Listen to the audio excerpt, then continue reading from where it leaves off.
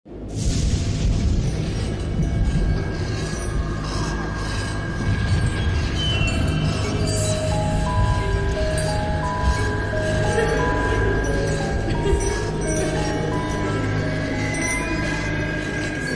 ini kita akan membahas mengenai kisah hidup polisi paling jujur.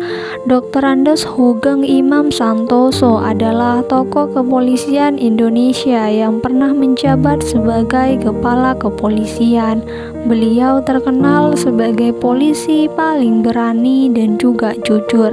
Bahkan Abdurrahman Wahid, mantan Presiden Indonesia, pernah memuji kejujuran Sugeng. Beliau mengatakan bahwa hanya ada 3 polisi jujur di negara ini: polisi tidur, patung polisi, dan juga Sugeng.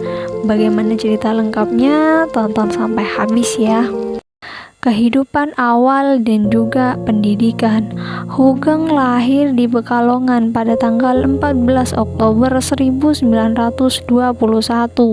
Nama lahirnya adalah Imam Santoso. Nama Sugeng diambil dari bugel menjadi bugeng dan kemudian Sugeng yang berarti gemuk karena tubuhnya yang gemuk semasa kecil. Ayahnya adalah Sukarjo Karyo Hatmojo dari Tegal, seorang jaksa di Pekalongan. Ibunya adalah Umi Kalsum. Ia memiliki 2 adik perempuan, yang pertama Titi Sujati dan juga Sujatmi. Sugeng ingin menjadi polisi karena dipengaruhi oleh teman ayahnya yang menjadi kepala kepolisian di kampung halamannya. Sugeng bersekolah di Highland Inland School atau sekolah dasar pada masa itu dan juga lulus pada tahun 1934. Dia kemudian mendaftar di Meer Ugetberd Lager Onderwijs atau sekolah menengah pertama di kota yang sama dan lulus 3 tahun kemudian. Ia pindah ke Yogyakarta untuk melanjutkan studinya di Algemeen Middelland School atau setara dengan sekolah menengah dan mengambil jurusan bahasa dan juga sastra barat. Selama di AMS, Sugeng berteman dengan seniornya Burhanuddin Harahap, teman sekelasnya Sudarpo Sastro-Satomo, dan juniornya Usmar Ismail dan Rasimar Anwar. Pada tahun 1940, setelah lulus ia pindah ke Batavia melanjutkan studinya di Rijkshogeschool to Batavia atau perguruan tinggi hukum. Meskipun beberapa anggota keluarganya menginginkan untuk mendaftar di Middelburg Opleiding School for Airline Ambtenaren atau perguruan tinggi pegawai negeri. Di sana ia terlibat dalam organisasi kemahasiswaan bernama Unitas Studio Showroom Indonesia. Di organisasi itu ia bertemu Subadio Sastro-Satomo, Subadrio, Umar Sunaji, Khairul Saleh, dan juga Hamid Al-Gadri. Pada bulan Maret 1942, Jepang menduduki Hindia Belanda. Awalnya Sugeng merasa lega dengan kedatangan Jepang, tapi kemudian militer Jepang menutup RHS atau sekolahnya. Sugeng kemudian kembali ke rumah pada bulan April. Ia menggunakan waktu luangnya untuk menjual telur dan juga buku sekolah bahasa Jepang. Dia bepergian dari satu kota ke kota lainnya, termasuk Pati dan juga Semarang bersama temannya Suharjo Sujoproto. Di Semarang ia bertemu kerabatnya, ditawari bekerja di stasiun radio Hosoyoku. Dia diterima dan mulai bekerja 1 bulan kemudian. Saat bekerja di stasiun, ia mendaftar ke pembukaan kursus polisi di Pekalongan. Sugeng kemudian melamar dan diterima sebagai salah satu dari 11 anggota kepolisian dari 130 pelamar. Dia bergabung dengan Marshal General School Military Police School. Hugeng awalnya merasa kecewa ketika mengetahui bahwa output dari kursus tersebut bukan untuk perwira tinggi atau inspektur kedua, tetapi 2 pangkat lebih rendah. Namun dia masih melewatinya. Selama pelatihan, Hugeng menerima sebesar Rp32 per bulan, bersihnya Rp19,50. Setiap hari setelah pelatihan, para taruna ditugaskan sebagai petugas polisi reguler di kota. Rekan-rekannya, para pelatih dan juga sesama taruna kemudian menjadi perwira tinggi terkemuka termasuk Sumarto, Suharjo, Sujobroto, Surojo dan juga Sujono Patrokusumo.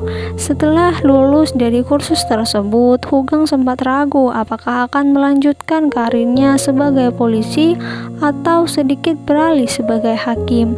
Saat itu Sumarto pelatihnya mendaftarkan Hugeng ke kursus perwira polisi di Sukabumi. Hugeng kemudian diterima meski tidak lulus serius dalam seleksi tersebut, antara lain 6 orang dari Pekalongan. Di Sukabumi, Hugeng mendaftar ke kursus Koto Kaisatsu Gakko, kursus bagi siapa saja yang sudah terlatih di kepolisian. Sebelum lulus, Hugeng dan kawan-kawan mengira akan naik pangkat ke jenjang yang lebih tinggi bernama Jansobuko. Sebaliknya, peringkat mereka harus diturunkan menjadi Minarai Jansobuko. Mereka memprotes keras keputusan itu sampai Jenderal Harada dari Angkatan Darat ke-16 mengunjungi tempat itu untuk menenangkan mereka. Pada tahun 1944, Hugeng lulus dan bersama ketiga temannya, Sastrino, Noto Darsono, dan Sunarto. Mereka ditugaskan ke Ciangbu, bagian keamanan Semarang. Hugeng dan Sunarto menduduki jabatan Kotoke Satsuka, bagian intelijen, sedangkan Noto dan Sustrisno masing-masing diberi jabatan Kekaimuka, urusan umum, dan Keizaka, urusan ekonomi. Setelah beberapa minggu di Semarang, Hugeng dipromosikan menjadi Keibuho II. Dalam beberapa bulan berikutnya, Hugeng kembali naik pangkat, kali ini menjadi Keibuho I. Sesaat sebelum Jepang menyerah kepada pasukan sekutu, Hugeng dipindahkan ke Keibikaku, divisi perwalian, di bawah pimpinan Soekarno Joyonegoro dan dipromosikan lagi. Suatu hari setelah proklamasi, Suprapto, teman ayah Hugeng, mengumpulkan anggota polisi termasuk Hugeng dan atasannya Soekarno Joyonegoro dan memberitahu bahwa tentang kemerdekaan Indonesia dan akan ada pemindahan kekuasaan. Pada bulan Oktober, Hugeng dirawat di sebuah rumah sakit, sekarang Rumah Sakit Umum Pusat Dr. Karyadi di Semarang, setelah menderita gegar otak selama bertugas menjaga tahanan Jepang. Saat itu pertempuran 5 hari antara pejuang Indonesia dan tawanan Jepang terjadi. Pagi hari sebelum rumah sakit diserbu oleh Jepang, Hugeng kabur karena tidak suka dengan suasana rumah sakit dan kabur dari tempat dia dirawat. Setelah pertempuran mulai berhenti, Hugeng disarankan oleh dokter untuk beristirahat. Ia lalu pamit dan beristirahat di Pekalongan. Selama di Pekalongan, Hugeng dikunjungi Komodor Muhammad Nasir dan juga kemudian menjadi Kepala Staf Angkatan Laut pertama. Nasir tertarik pada Hugeng karena dia ingin membentuk polisi militer Angkatan Laut dan menawarkan yang terakhir untuk menjadi bagian dari Angkatan Laut. Sebagai perwira militer berpangkat mayor, ia diberi hak untuk tinggal di Hotel Merdeka Yogyakarta dan juga dibayar sebesar Rp400 per bulan. Di bawah pimpinan Letnan Kolonel Darwis, Komandan Pangkalan TNI Angkatan Laut di Tegal.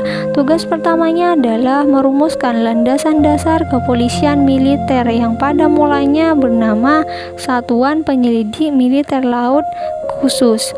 Selama tinggal di hotel, Hugeng dibujuk oleh Sukanto Cokro-Diatmojo, kepala kepolisian, untuk kembali menjadi polisi.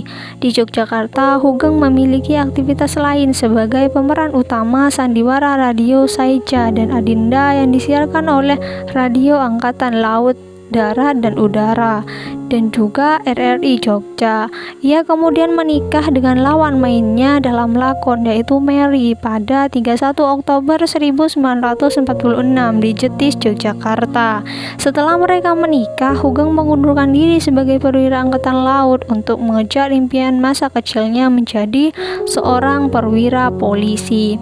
Setelah bergabung kembali, akhirnya Hugeng tercatat sebagai mahasiswa Akademi Kepolisian di Mortoyudan, Magelang. Selama liburan di pertengahan tahun 1947, Hugeng dan istrinya yang sedang hamil mengunjungi keluarganya di Pekalongan. Namun pada tanggal 21 Juli, militer Belanda melakukan operasi militer. Hugeng dan keluarganya kemudian melarikan diri ke selatan kota. Kemudian dia pindah ke Jakarta. Dia berkorespondensi dengan Sudirman, Hamengkubuwono, Urip Sumarharjo, Suyardi, Suryadharma, dan juga Muhammad Nasir. Beliau menjadi Kepala Dinas Pengawasan Keamanan Negara di Surabaya, Jawa Timur pada tahun 1952, menjadi Kepala Badan Riset Kriminal di Medan. Pada tahun 1959 mengikuti sekolah pelatihan mobil bridge dan juga menjadi staf Direktur 2 di Markas Besar Polri pada tahun 1960. Ia menjadi Kepala Jabatan Imigrasi pada tahun 1960, menjadi Menteri Luar Negeri pada tahun 1965 dan menjadi Menteri Sekretaris Kabinet Inti pada tahun 1966. Terakhir pada 5 Mei 1968, Hugeng diangkat menjadi Kepala Kepolisian Negara. Namanya kemudian berubah menjadi Kapolri, menggantikan Sucipto Judo-Diharjo. Hugeng mengakhiri masa jabatannya pada tanggal 2 Oktober 1971 dan digantikan oleh Dr. Andes Muhammad Hasan. Saat menjadi Kapolri, Hugeng Iman Santoso melakukan pembenahan beberapa bidang yang menyangkut struktur organisasi di tingkat Mabes Polri. Hasilnya, struktur yang baru lebih terkesan lebih dinamis dan juga komunikatif. Pada masa jabatannya terjadi perubahan nama pimpinan polisi dan juga markas besarnya. Berdasarkan Kepres nomor 52 tahun 1969, sebutan Panglima Angkatan Kepolisian RI atau Pangak diubah menjadi Kepala Kepolisian RI atau Kapolri. Dengan begitu, nama markas besar Angkatan Kepolisian pun berubah menjadi Markas Besar Kepolisian atau Mabes Polri. Di bawah kepemimpinan Hugeng, peran serta Polri dalam peta organisasi polisi internasional, International Criminal Police Organization, hal itu ditandai dengan dibukanya Sekretariat Nasional Sentral Bureau Interpol di Jakarta. Sepak terjangnya di kepolisian memang cukup singkat, namun banyak membawa perubahan. Ada faktor yang membuat Hugeng mengundurkan diri. Setelah Hugeng mengundurkan diri sebagai Kepala Kepolisian, ia tampil di TVRI bermain gitar Hawaii bersama dengan band The Hawaii Senior dan menjadi pembawa acara musik The Hawaii Senior, aslinya Irama Lautan Teduh, dari tahun 1968 sampai 1979. Kadang ia tampil bersama istrinya Mary Hugeng dan juga putrinya Reni Hugeng atau Aditya Hugeng. Beliau wafat di Jakarta pada tanggal 14 Juli 2004 dalam usianya yang menginjak 82 tahun dan dimakamkan di Taman Pemakaman Giritama, Kemang, Kabupaten Bogor, Jawa Barat. Itulah cerita mengenai kehidupan polisi paling jujur di Indonesia. Bagaimana menurut kalian? Silahkan komen di kolom komentar. Semua informasi yang disampaikan dari awal hingga akhir berdasarkan artikel-artikel yang sudah tersebar di internet. Terima kasih untuk kalian yang sudah nonton sampai habis. Jangan lupa di like, komen, serta share ke sosial media kalian. Jangan lupa di subscribe juga. Kita ketemu di konten-konten selanjutnya. Terima kasih.